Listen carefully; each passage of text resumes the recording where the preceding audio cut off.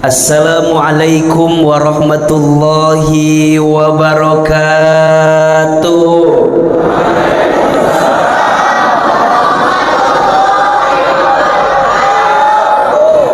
Ini yang hadirnya banyak tapi jawab salamnya kurang semangat. Boleh saya pantun? Boleh? Boleh saya pantun? Pak Salam membeli tomat, tomatnya disimpan di bawah tangga. Yang jawab salamnya semangat, didoakan masuk surga.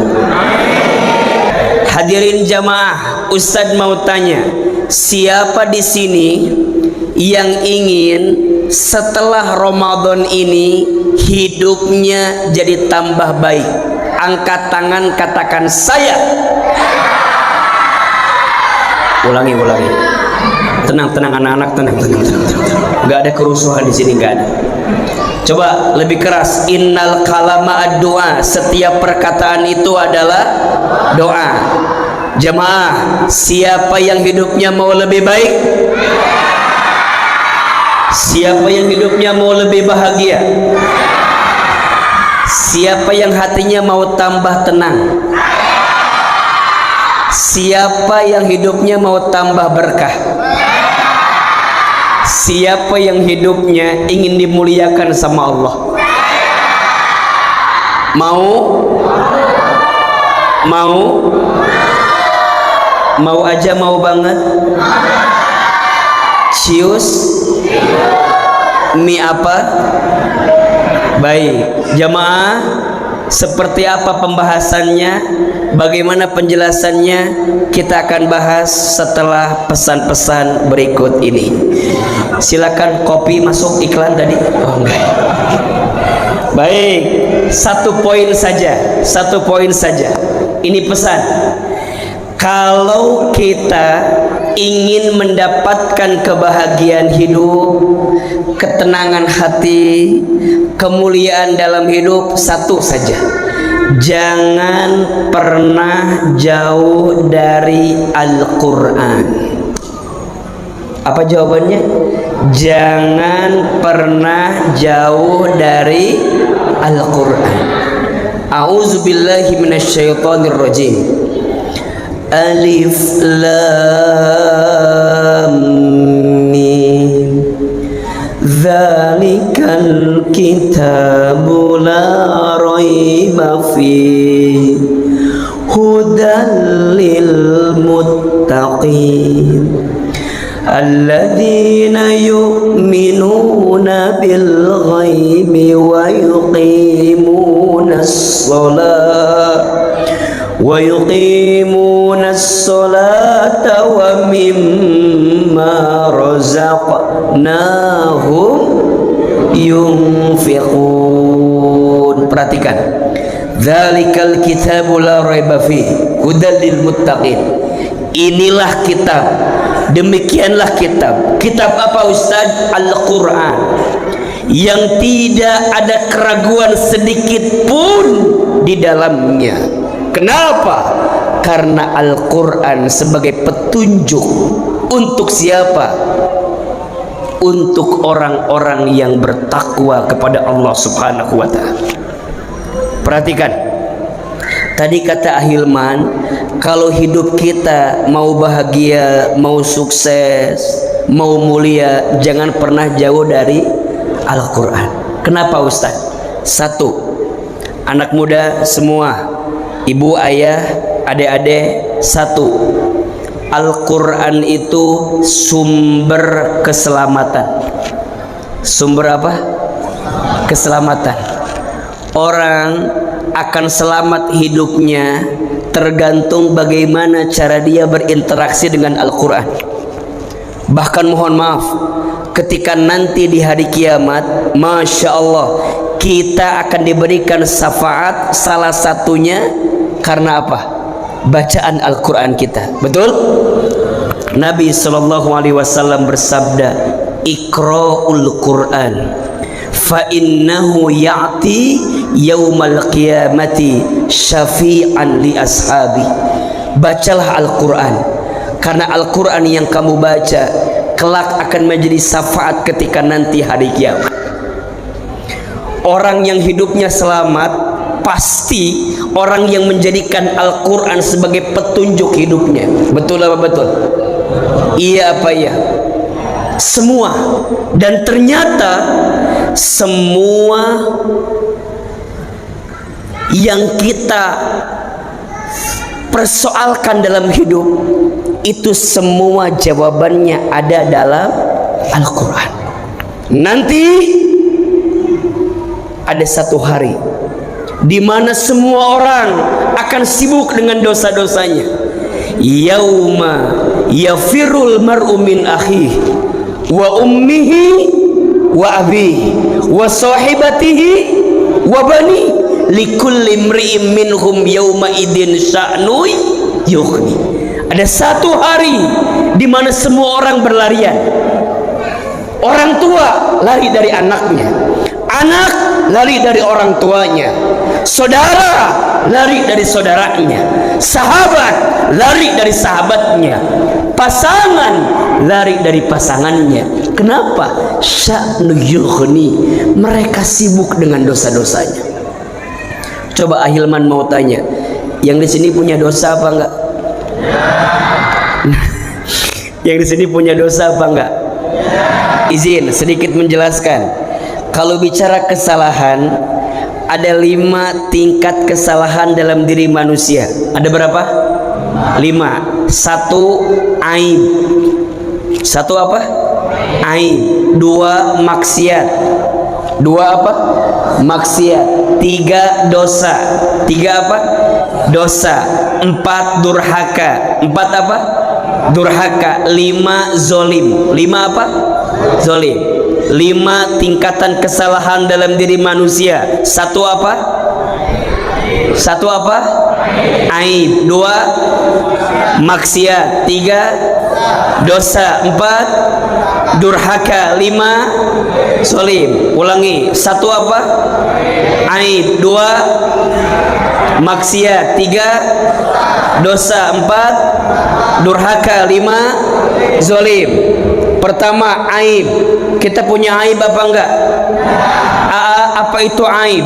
Aib itu kesalahan yang kita miliki, yang jika orang lain tahu kita akan malu dengan kesalahan kita. Itu namanya apa? Aib. Kalau kita punya aib, tugasnya tutupi. 1, 2, 3. Lebih keras. Contoh aib apa? Contoh, kita lagi kumpul sama teman kita, tiba-tiba keluar angin. Biasanya kalau yang nggak keluar bunyinya itu lebih bau biasanya. Itu lebih bau. Itu namanya apa? Kentut. Itu namanya apa itu? Itu namanya aib. Kalau punya aib, kalau ada orang yang buang angin, gak usah saling tuduh. Udah, aib tutupi. 1, 2, 3. Ibu punya suami. Suami kita ini kalau tidur ngoroknya luar biasa. Gak usah di-share di medsos, gak usah. Itu aib. Kalau suami kita diketahui kebiasaannya begitu, pasti malu. Itu namanya apa? Apa tugasnya? Tutupi. Jelas? Naik lagi. Yang kedua apa? Maksiat. Maksiat itu kesalahan yang kita lakukan, yang jika orang tahu, orang akan sakit hati dengan kesalahan kita. Itu namanya apa? Maksiat.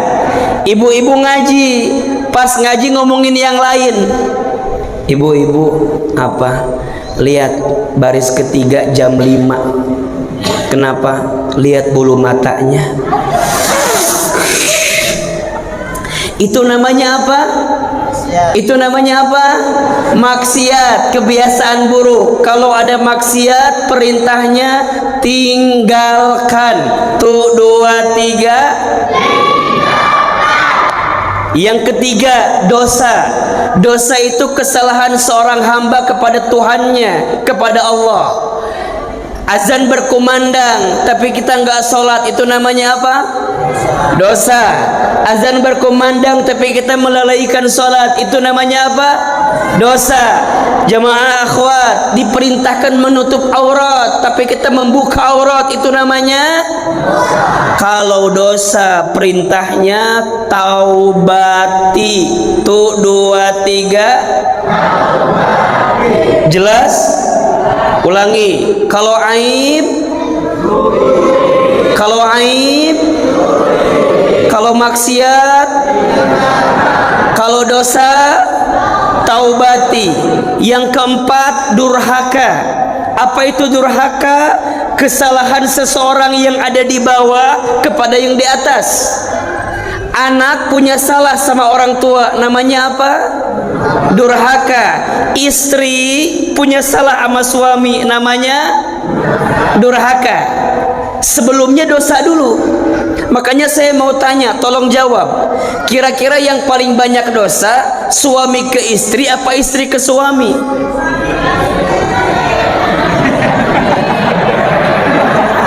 Kira-kira yang paling banyak dosa, suami ke istri apa istri ke suami? Coba bapak-bapak jawab, suami ke istri apa istri ke suami? Ibu-ibu jawab, suami ke istri apa istri ke suami? Tolong catat, yang paling banyak dosa itu istri ke suami. Suami ke istri mah nggak ada dosa, adanya zolim lebih tinggi.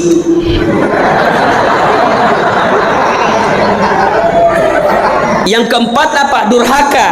Kalau istri punya salah sama suami, namanya apa? Durhaka. Kalau durhaka perintahnya perbaiki. Apa perintahnya? Tapi kalau zolim,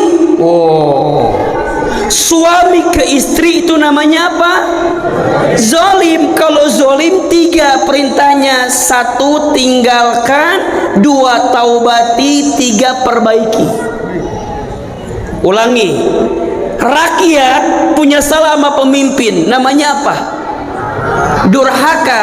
Pemimpin salah sama rakyat, namanya biasa aja dong suaranya, kok kayaknya kesel banget gitu. Jamaah punya salah sama DKM masjid, namanya apa? Durhaka. Tapi DKM masjid,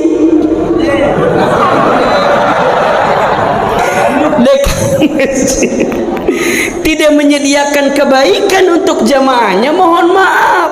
Mereka mau sholat misalnya nggak dikasih kesempatan, mau ngisi kajian nggak dikasih kesempatan, dan seterusnya.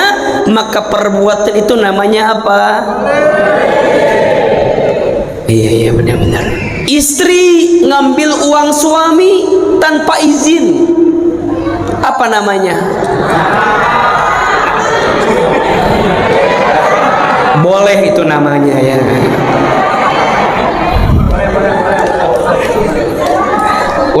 Ulangi. Yang pertama apa kesalahannya? Aib. Apa tugasnya? Tutupi. Naik lagi. Maksiat. Apa tugasnya? Tinggalkan. Naik lagi. Dosa. Apa tugasnya? Taubati. Naik lagi. Durhaka. Apa tugasnya? Perbaiki. Yang kelima, zolim. Apa tugasnya? Tinggalkan, taubati, perbaiki. Catat. Kalau ingin menyempurnakan seluruhnya, lihat. Kalau ingin menyempurnakan seluruhnya, salah satunya adalah jangan pernah jauh dari Al-Quran.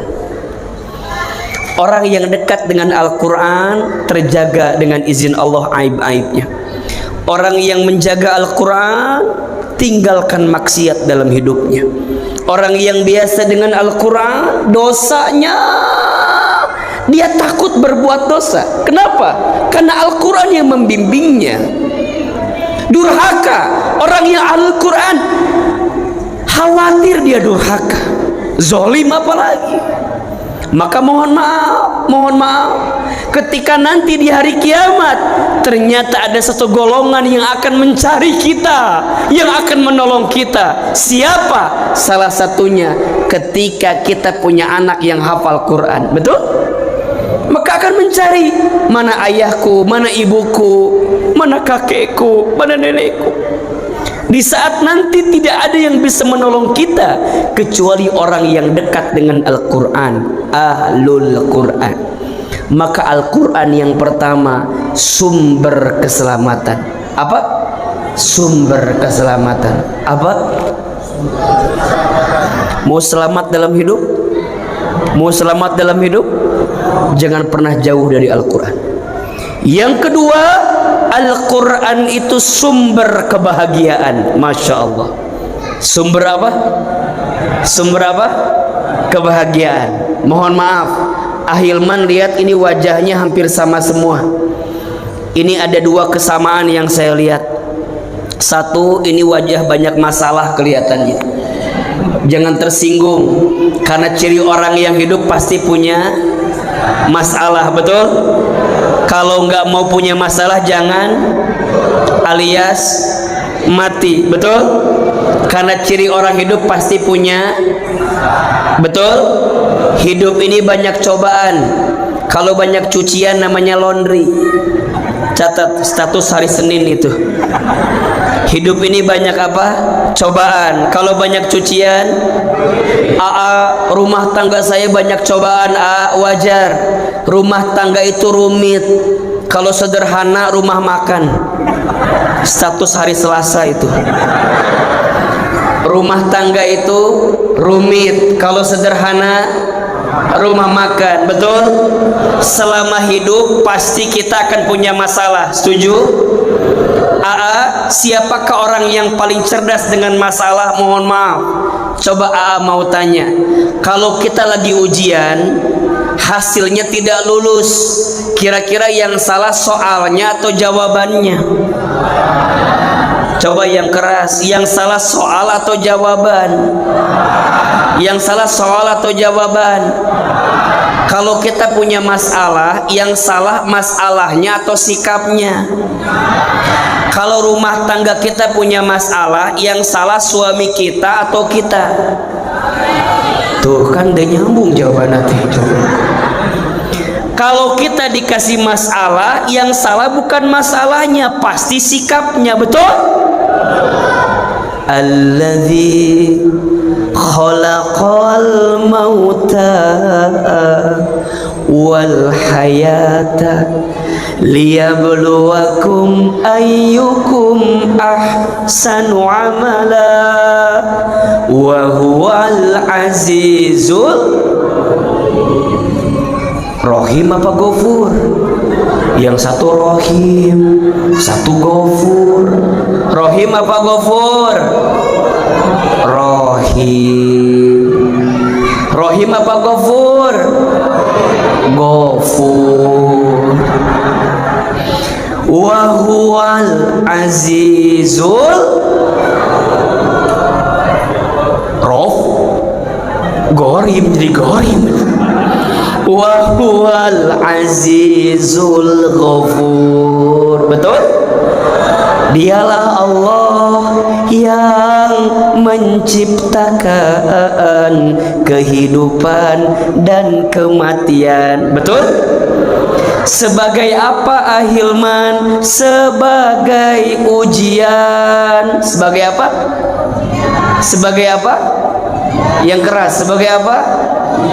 Ujian. Hidup ini tempatnya ujian, sehat, ujian, sakit, ujian. Coba jawab ujian. Sehat, sakit, kaya,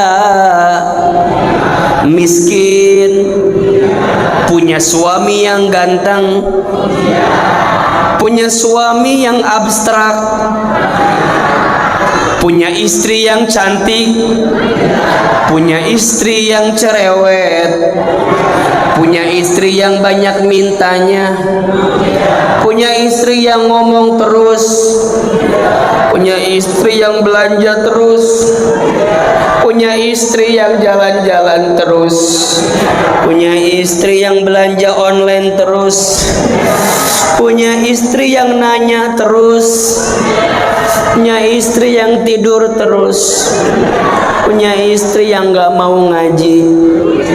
Kalau ngaji lama banget ngebakso abis ngajinya. Itu namanya apa? Setiap orang pasti diuji, betul? Betul? Maka mohon maaf, AA, kenapa ya aku tuh suka ngerasa berat dengan ujian? Satu, cek, karena jauh dari Al-Quran. Kalau orang yang dekat dengan Al-Quran, dia akan memahami semua ujian itu adalah pesan cinta Allah dalam hidupnya. Betul apa betul? Maka mohon maaf, yang kedua, Ahirman lihat wajahnya sama. Ini wajah camat semua. Apa itu camat? Apa itu camat? Calon mati. Jangan tersinggung karena mati mah pasti. Betul? Kullu nafsin dha'iqatul. Setiap yang berjiwa pasti akan. Orang kaya, orang miskin, raja-raja, rakyat biasa, yang paling belakang, yang di tengah, yang di depan, Ustadz Hilman. Keras sekali matinya barusan. Semua akan mati pasti. Berarti pertanyaannya, hidup bukan untuk hidup, tapi hidup untuk yang maha hidup. Betul? Mati bukan akhir kehidupan, justru mati itu adalah awal kehidupan yang sebenarnya. Mohon maaf, dunia bukan tempat tinggal kita, tapi dunia tempat meninggal kita. Ustaz, siapa orang yang paling bahagia dalam hidup? Orang yang selama hidupnya dekat dengan Al-Quran dan saat dia wafat bersama dengan bacaan Al-Quran. Masya Allah. Makanya lihat apa kata Nabi. Barang siapa yang membaca satu huruf dalam Al-Quran, maka dia mendapatkan 10 pahala kebaikan. Aku tidak menyebutkan alif lam mim itu satu huruf, tapi alif lam mim itu berapa huruf? 3. Alif satu huruf, lam satu huruf, mim satu huruf. Kalau kita baca alif lam mim, berapa pahala? 30 pahala kebaikan. Masya Allah. Dan ini menjadi penting untuk kita dapatkan. Kenapa? Karena boleh jadi bekal bahagia kita tuh belum cukup untuk kembali kepada Allah. Ada orang yang bilang, bahagia kalau punya harta yang banyak. Mohon maaf, saya mau tanya sekarang, yang punya harta banyak ada nggak yang gelisah? Orang kaya ada yang gelisah nggak? Orang miskin gelisah ada? Lebih banyak itu biasanya terjadi. Orang kaya gelisah banyak, orang miskin gelisah banyak. Coba ibu, saya mau tanya, tolong ibu jawab, pilih mana? Punya suami ganteng tapi menggelisahkan, atau abstrak menenangkan? Pilih yang mana? Pasti jawabannya ganteng menenangkan, betul? Sok, pertanyaan kedua, pilih mana? Kaya gelisah, miskin tenang? Pasti jawabannya kaya, betul? Berarti yang paling penting bukan kayanya, bukan miskinnya, bukan gantengnya, bukan abstraknya, tapi tentang apa? Tenangnya, betul? Mohon maaf, sekarang mah yang ganteng teh tidak menjamin kebahagiaan, apalagi yang jelek. Ya iyalah, yang ganteng gak menjamin, apalagi yang jelek.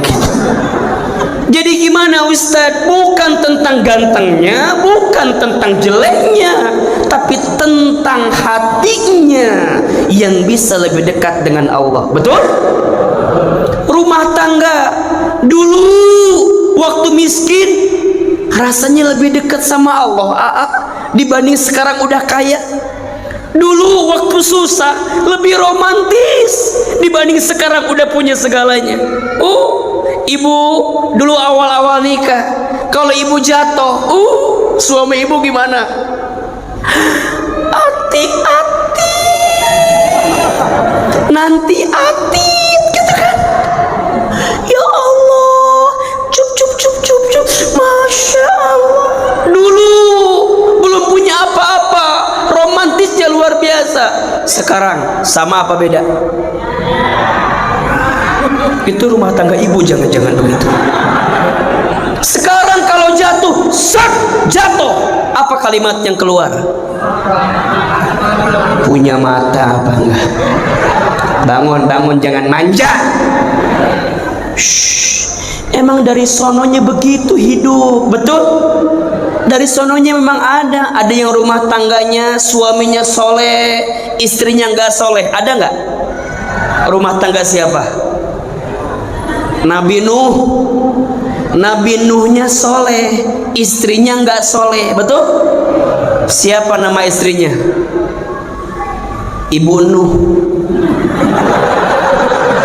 Pusing jawabannya. Siapa? Suaminya Nabi Nuh, istrinya siapa? Ibu Nuh. Ada yang kedua, suaminya tidak soleh, istrinya soleh, ada tidak? Rumah tangga siapa? Fir'aun. Siapa istrinya? Ibu Aun. Istrinya teh Asia. Siapa namanya? Asia. Ada yang ketiga, suaminya tidak soleh, istrinya tidak soleh, ada? Rumah tangga siapa? Abu Lahab.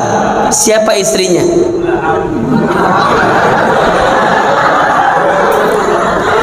Istrinya itu Ummu Jamil. Siapa namanya? Ummu Jamil. Ada yang keempat, suaminya soleh, istrinya soleh, ada tidak? Rumah tangga siapa? Baginda Nabi Muhammad SAW. Sebelumnya Nabi Ibrahim alaihissalam. Betul?